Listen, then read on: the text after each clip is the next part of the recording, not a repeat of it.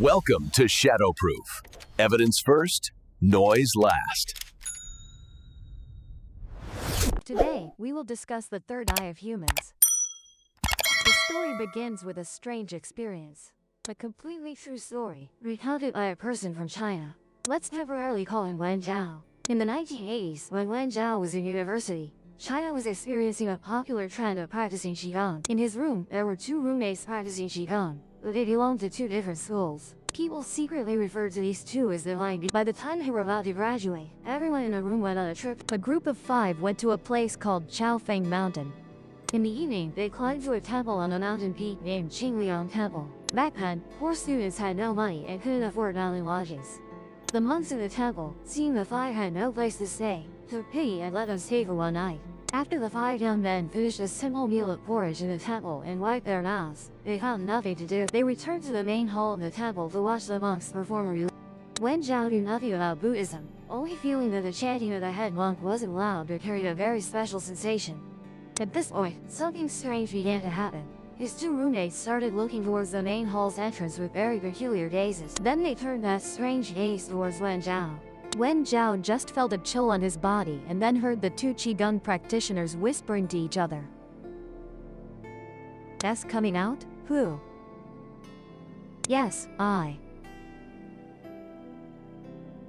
"Oh, it." Wen Zhao was utterly confused, thinking these two must be ill. In the evening, back in the temple's guest room, the two divine roommates told everyone they had seen a girl walk into the main hall from outside. Of course, no one else saw anything. And then the girl went straight to Wen Zhao, stopped, realized she didn't know him, and then went to the head monk. Not long after, she left on her own. Wen Zhao was so frightened his hair stood on end. He tossed and turned all night, terrified by this ghost story. The next morning, he secretly sought out a young monk in the temple to ask what exactly had happened the previous night. The young monk said, "Last night, the temple held a ceremony because the daughter of the host family had passed away. To find peace. So the family invited the head monk to perform a ceremony for the deceased daughter." Years later, at a family reunion after a long separation, Wen Zhao recounted this strange experience, still feeling chills and lingering doubts. Could it really be that some people see things others don't? This is also the main topic we're discussing today, the human third eye, the pineal gland. The giant bronze statue. This is a giant bronze statue called Fontana della Pigna, a statue on a fountain, the most prominent in the Vatican courtyard. A giant pine cone, a work from the 1st century AD. Could it be that ancient Europeans and ancient Chinese were alike, praising the pine tree for fearing no wind or frost, standing firm and strong? Not exactly. The pine cone symbol in ancient cultures holds a very special meaning. Various mystical theories suggest it represents an organ in the brain called the pineal gland. This type of motif can be seen in many ancient civilizations. This is a Sumerian statue. Whether it's the god of war or a winged god, they all hold this pine cone. The top of the staff of the ancient Egyptian god Osiris is also a pine cone. Beyond Western and Eastern cultures, the pine cone shape appears in many places. For example, the sea-like hairstyle on the heads of Buddhists. Actually, that's not hair, but small representations of the pineal gland, a symbol of wisdom. Moreover, the red dot between the Buddha's eyebrows also corresponds to the location of the pineal gland. In Europe, the concept of the pineal gland was first proposed by an ancient Greek physician and philosopher named Galen. He lived around 200 AD. It can be said that he is the founder of Western medicine, the father of anatomy. He had dissected monkeys and livestock, but never a human body. Because ancient Greek law at that time strictly prohibited human dissection. Yet in his famous anatomical work, the section on human body functions described the pineal gland in detail. He wrote that this organ's shape closely resembles a hard seed from the fruit of a yew tree. This is what we now call a pine nut, similar in size, so Galen called it the pineal gland. So where is this pineal gland located? It lies between the two cerebral hemispheres, encased where the two thalami meet. Galen believed this few millimeter protrusion was an important part of the human body. He considered the pineal gland to be a gland, crucial for blood production. Galen's theory of the pineal gland went largely unnoticed for thousands of years. Because medicine at that time wasn't based on dissection, and understanding of human anatomy was very limited. It wasn't until the 17th century that the great philosopher Descartes appeared. He fervently supported the importance of the pineal gland. In Descartes' philosophical system, the body and soul were two distinct entities. The human body was the instrument through which the soul operated. Descartes believed the pineal gland was an extremely important presence in the human body, because it played a key role in human perception, imagination, and memory. It was like the throne of the soul. Descartes was a prominent figure in both philosophy and mathematics. I think, therefore I am.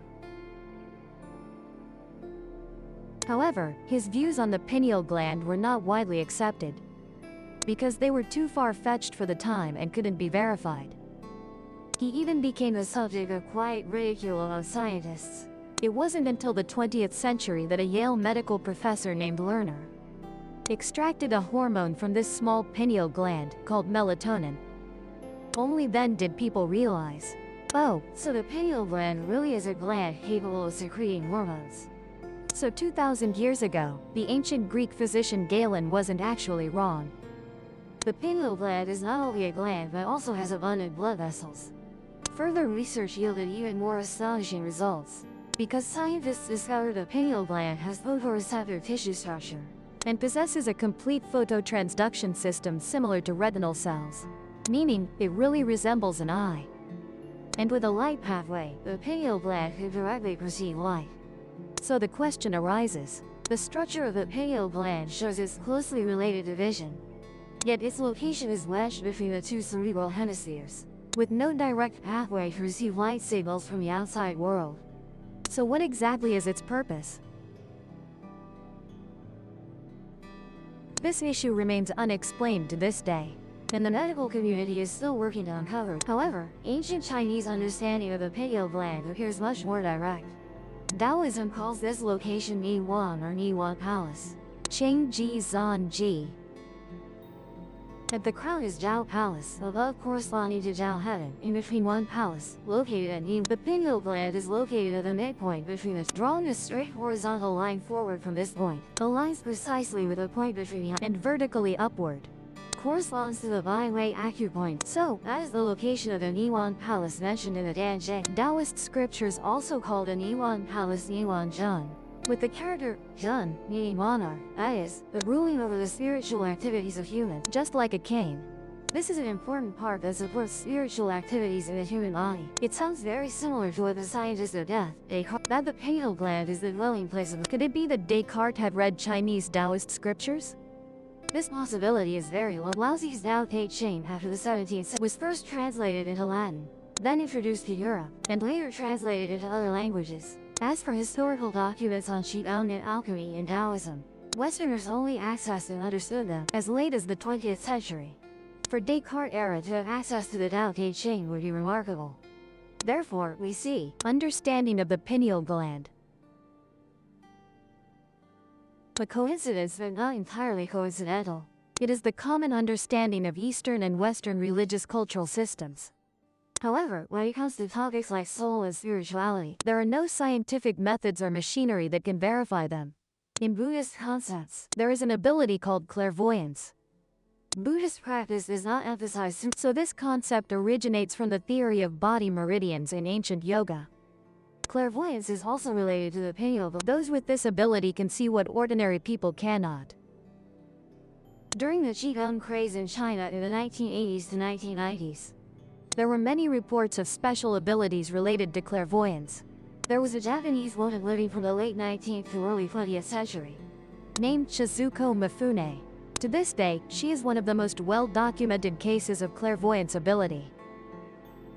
She demonstrated abilities of remote viewing and predicting the future. In 1904, during the Russo-Japanese War, under hypnosis, Shizuko used her clairvoyance ability to report on the Japanese Navy's situation, and it was confirmed just a few days later. Moreover, Shizuko also helped the Mitsui Group find a coal mine and receive a reward of 20,000 yen. These were all shocking news at the time, with reliable witnesses able to verify.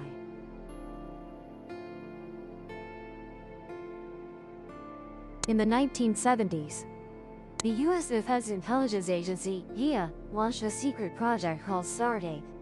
The initial motive of the project was to counter the research on human special abilities conducted by the Soviet KGB. Regardless of whether it's mythical or not, if the Soviet research made progress, wouldn't the US fall behind? So, there's no need to worry about right or wrong, true or false anymore. Just the purpose is to utilize the special abilities of the human body to carry out military tasks for the government, along with other secret missions. Many top American universities at that time participated. Princeton University, Stanford University, Cornell, Massachusetts Institute of Technology, and even Harvard were on the list. The fields involved included physics, thermodynamics, quantum mechanics, and neurophysiology. One of the leaders of the Stargate project, named Russell Targ, was a physicist. Previously, he researched lasers. After joining the Stargate project, he began studying remote viewing ability. His research subject was a person named Ingo Swann. He was said to have the ability to see through space. At that time, Russell Targ assigned Swann a task, which was to remote view Jupiter. Because NASA had launched the Pioneer 10 probe to Jupiter, the research team wanted to know what the actual situation on Jupiter was like. On April 27, 1973, at 6 p.m., under the observation of a research team, Swann closed his eyes. About 3 minutes later, he began describing the scenes he saw. First, he talked about some common phenomena in space. But what Swann said next immediately made the research team members suspicious. Swann said he had seen a ring around Jupiter. As soon as these words were spoken, the research leader Targ and the team members all looked at Swann with doubtful eyes. Because at that time, what NASA observed with telescopes was that only Saturn had a ring, while Jupiter did not. Therefore, the research team began to suspect that Swann was a boastful liar, playing tricks on them. In the end, everyone concluded that this remote viewing experiment had failed. However, 7 months later, the situation turned around. The Pioneer probe sent back information. Around Jupiter, there was indeed a bright ring. But this ring was very thin. Not until 2011, another NASA probe, Juno, actually captured a complete bright ring around Jupiter. The event of Jupiter's ring transformation filled Mr. That with confidence in remote viewing capability. In the following year, Mr. That conducted another experiment. He tested a person who was also said to have clairvoyant ability, meaning someone with remote viewing capability, named Pat Pride. Pride was taken to the National Laboratory at Stanford University, and at this point Mr. That pointed to a random location about 8 kilometers away.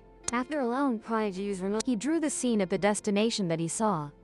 Pride closed his eyes. A moment later he said he saw a circular swimming pool with a diameter of about 100 yards and also a rectangular swimming pool about 75 by 100 yards. And at this point Mr. Pride, there were also some concrete brick buildings. Mr. Pride sketched the brick buildings on, thought for a moment and said, "This place looks very much like a water purification." So he drew 2 water pumps and 4 large water tanks. Afterwards, the research team drove to the designated to verify the result. Everyone discovered this was a park. The circular and rectangular slip that Mr. Pride had mentioned were all correct, all present. Even the style of the concrete brick buildings was very accurate, but there was no water purification plant. Water pumps and 4 large water did not exist. The research team was very suspicious, so they didn't make a definitive conclusion about this test. Mr. That was also extremely troubled. By the mid-90s, due to the failure rate of the Stargate project exceeding the acceptable scope of the government, the officials in charge believed that the special functions of the human body were still not very reliable. Around that time, the Soviet Union had also, and there was no longer competitive with the KGB's special function research anymore. Therefore, the Stargate project was halted. But the answer to the water purification was later discovered by Mr. Thak in another project. In 1995, Palo Alto City, at the location of the current park, published a commemorative book commemorating 100 years of Palo Alto. The mayor gave one copy to Mr. Thak. When he opened the book, Mr. Thak was stunned on the spot. It turned out, 100 years ago, this park was actually a water purification. The photo showed both water pumps and large water tanks in positions identical to what Price had. It turned out, Price had simultaneously transcending space and time in one go, but he himself was unaware of it.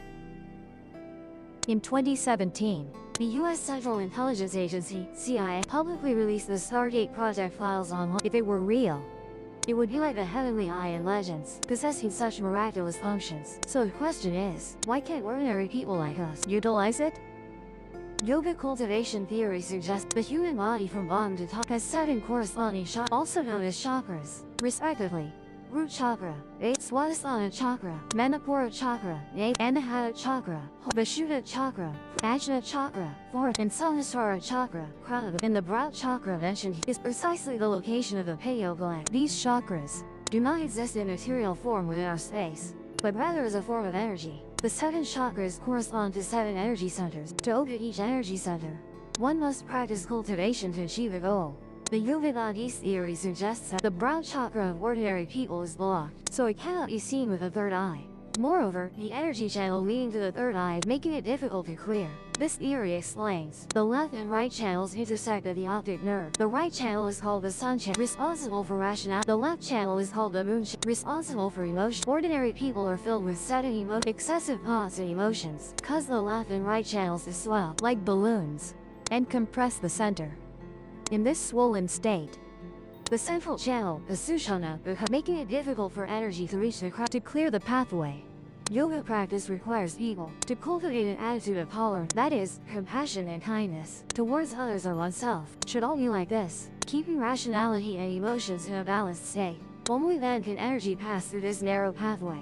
The Yoga theory also suggests the brow chakra, or the third eye, connects to the human optic nerve, so daily eye usage habits are also very important. If people become accustomed to viewing things that stimulate emotions, and as Lao Tzu said, the 5 colors blind the eyes, the 5 colors make people's eyes blind, then the brow chakra, the third eye, cannot function effectively either.